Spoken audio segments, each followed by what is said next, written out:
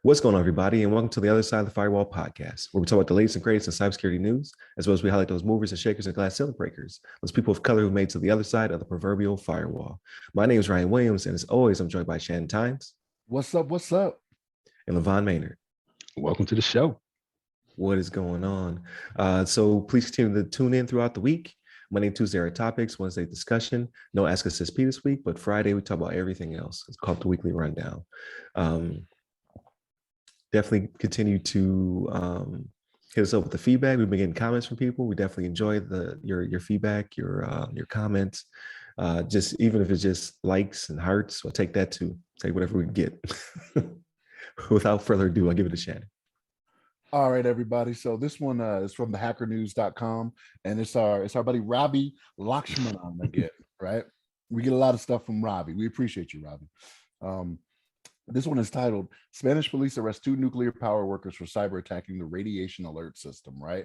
So what this is about, Spanish law enforcement officials, they arrested 2 individuals in connection with a cyber attack on Spain's radioactivity alert network, the RAR, which took place between March and June of 2021. This was actually last year, but it was a year-long investigation to where they found these 2 people, which were former employees, and they don't actually state whether or not they were former employees from when they arrested them this year, when they caught them this year, whether or not they were former employees when they were commencing the activities here, which took place between, was it March to June 2021? Is that right?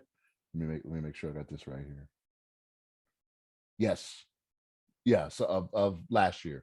So with this here, this is one of those things where we've talked about this before, right? And I know when you think of infrastructure, you don't necessarily think about, radiation alert system, but like I would include this in that bucket, right? I would say this is part of that as well.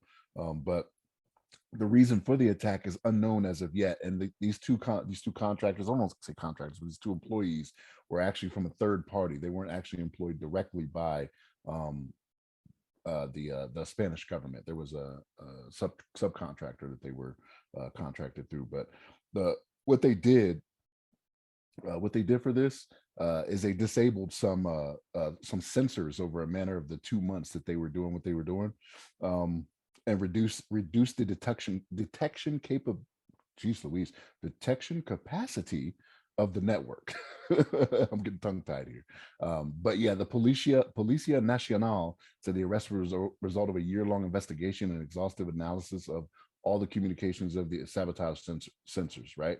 And again, I don't know if these individuals were former employees when they were performing this task, which if that is the case, it's one of those things where it's like, this is why it matters to where if employees are released, like you start changing things up, right? Change passwords, things of that nature, so that you don't have stuff like this happen, or where they can have access to the system and do these types of things, and backdoors, like leave themselves backdoors.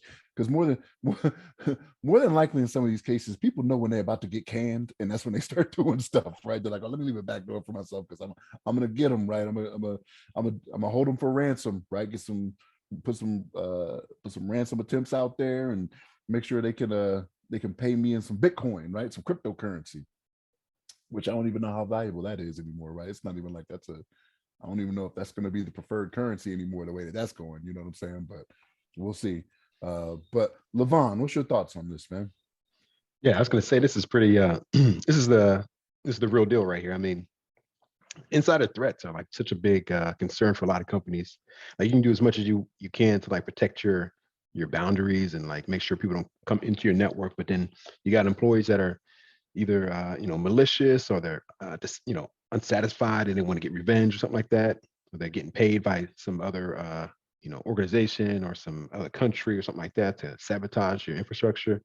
And you really it's not a lot you as a company that you can do about that besides try to investigate or try to scrutinize who you're hiring and try to do some background investigation and things like that to make sure that you have, the most honest people that you can find, in the workforce.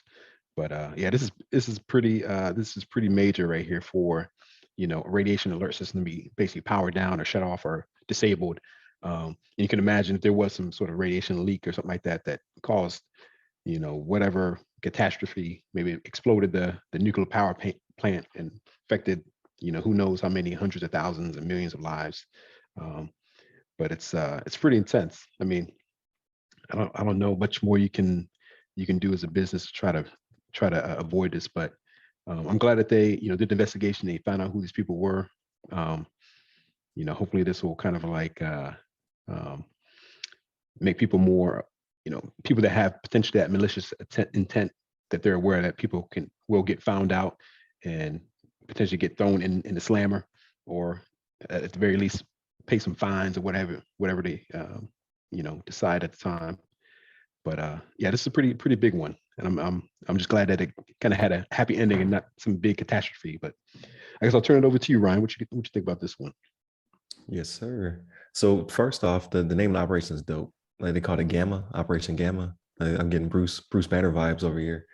But secondly, like this was almost the big one. Like this was almost the one we keep talking about is going to happen, right? Like whether it be power plants or water supplies or oil pipelines. Like if they had disabled the system and caused it to fail, like a nuclear meltdown, that could potentially happen, right? I could be talking all doom and gloom, but in my head, it's another 3 Mile Island or Chernobyl type situation.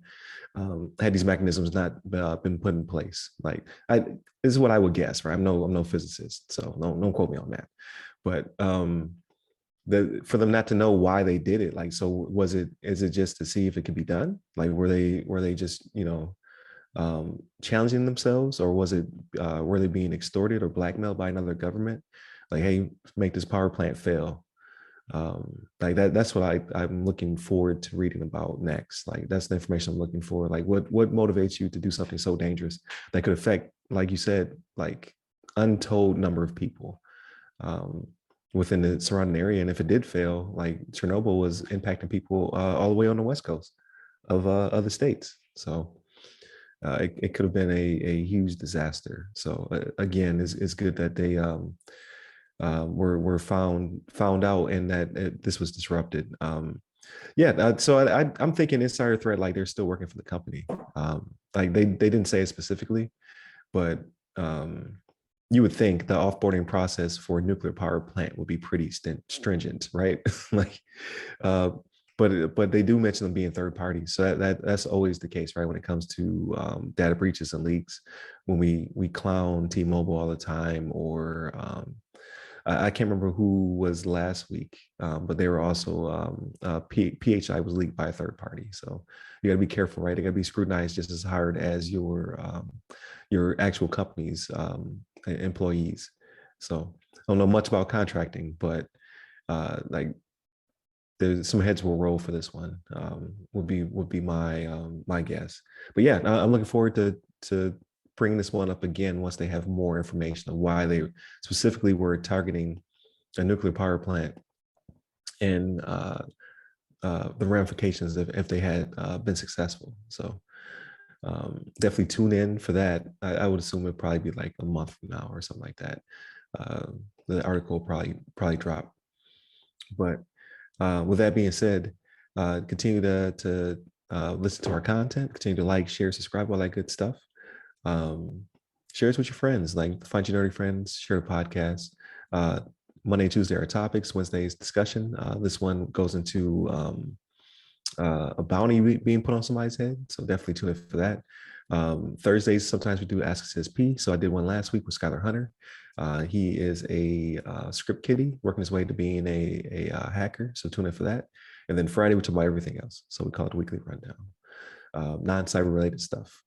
So hit up the websites. They all go by our podcast name. You can hit me up personally. I'm Ry Security Guy. That's RY Security Guy. I am on Twitter, LinkedIn, Clubhouse, and TikTok. And you, LeVon? Yes, sir. You can hit me up on the Twitters at LeVon Maynard. There it is. Stay safe. Stay secure. Take care.